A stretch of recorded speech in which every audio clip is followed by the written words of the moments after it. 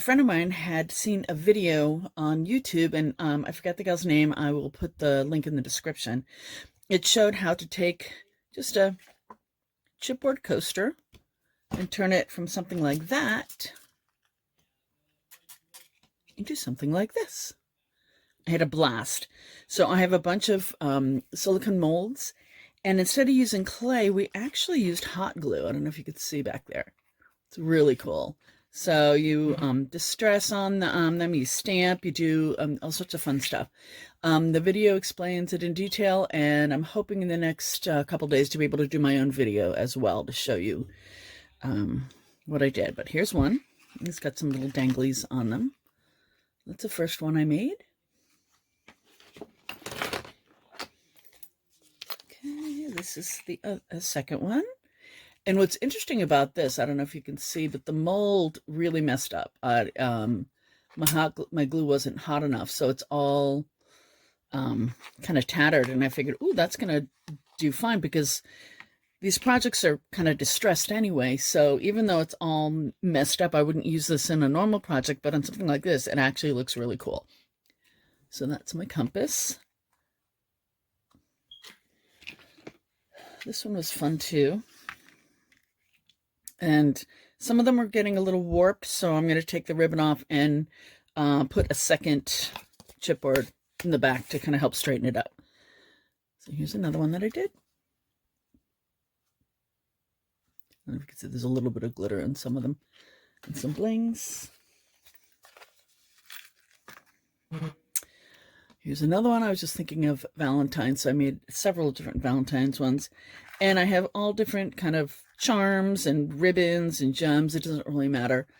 And now, the gal that did the video, she did more where the background is distressed. I'll show this right here. So there's brown in the background, and then you put the color over it. I also added gilding paste to some of it as well. But on a lot of mine, when I first did them, for instance, this one, I didn't have the, you have to use acrylic paint, and all I had were like Distress Oxide reinkers, which have some paint in it, but I couldn't get the color dark enough. So I ended up putting the actual paint in the recesses and using gilding paste on the top. So there's a lot of different ways you can do it. But anyway, this is that one, and I'll show you this one a little bit closer up. This one turned out really neat. And again, these are all just done with a heat gun and, not a heat gun, a glue gun and a silicone mold. Now, one thing about these is you have to use the high heat guns. This next one I'll show you. You can see how the heart got really messed up. I was using kind of a lower temp gun, and I was just getting small little bits at a time, and it kept drying before I could actually finish. So I wasn't going to use that until I realized, okay, it's another distressed item.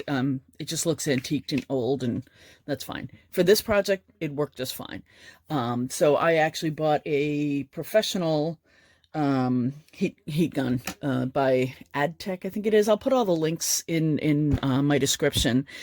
And I used high temp glue. There's also some stringless glue for that specific gun, and it just is so much easier. It doesn't hurt your hand as much. And more comes out. It's a high flow, so it comes out. It self levels, and you have less chance of this and more chance of something like this.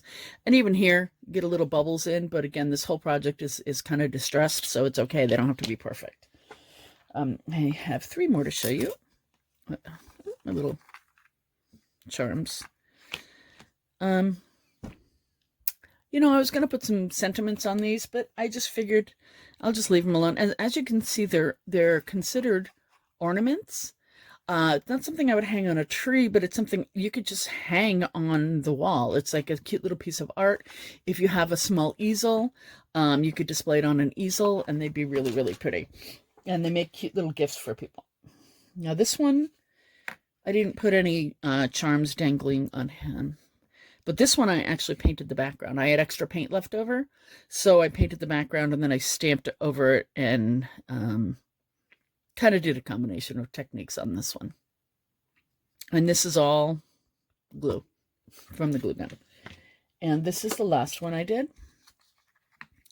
And I have a lot of different like blings and things, a little bit of glitter just to spice them up a little bit, make them, give them a little bit more interest. So that is the last one. Again, Annie G Studio. I will post links in my description. Some of the stuff I got on Amazon, so I would love it if you would use one of my links, because it does. I do get a little bit of money from that. Also, if you were seeing this before January the 8th on 2024, I have a sale going through midnight on the 7th. And everything on my website is 40% off, anniegstudio.com. And I run sales throughout the year if you're watching this later. So please stop by and check it out. I have paper crafting supplies, mixed media supplies, all sorts of different things online. So I hope you enjoyed this video. Thank you.